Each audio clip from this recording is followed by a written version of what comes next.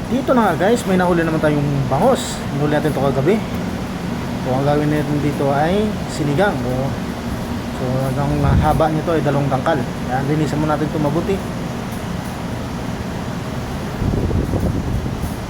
At tsamba natin 2 sana ito, kaso nakawala isa. Pero ayos lang. So linisan lang natin ito.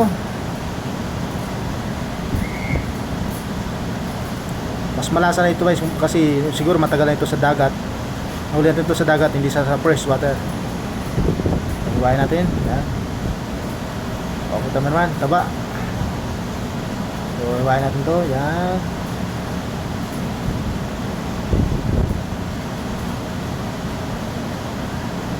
Purol nga lang yung kutsilyo ko eh. Price lang yan.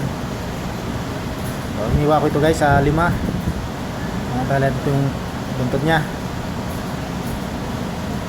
So, simpleng sinigang lang yung gagawin natin dito.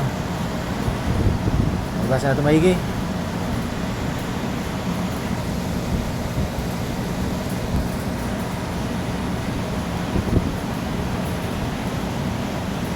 So, yung gamit natin dito, kangkong lang guys. Simpleng luto lang yung gagawin natin dito.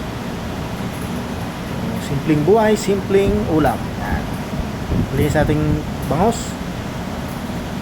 So, ito yun, mayroon tayong sili haba at saka kamatis, sibuyas. Pakuluan na natin yan.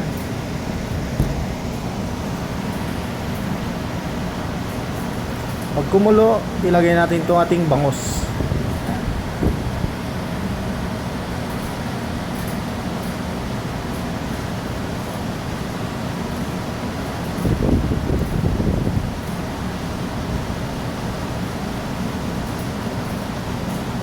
Takpan ulit natin hanggang sa kumulo. Ito yung ating kangkong, nahimay-himay na natin.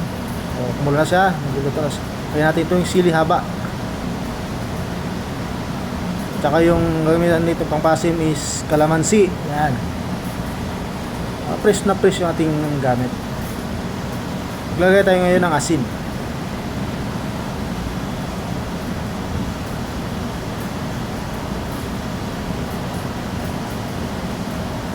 Tsaka yung ating pampalasang magic. Pili sa inyo. Yung gamit ko doon, magic sarap. Para sa magic, baka mayroon naman tayo dyan. So, ba siya guys. So, ako na yung director. Ako pa yung nagawak ng camera. Kaya yan, umalog-alog. Lagyan natin kangkong.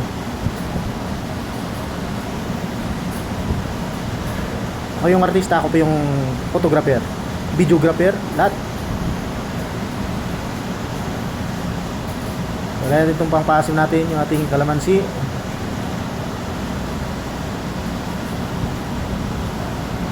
Ayos na to guys. O, ito na siya.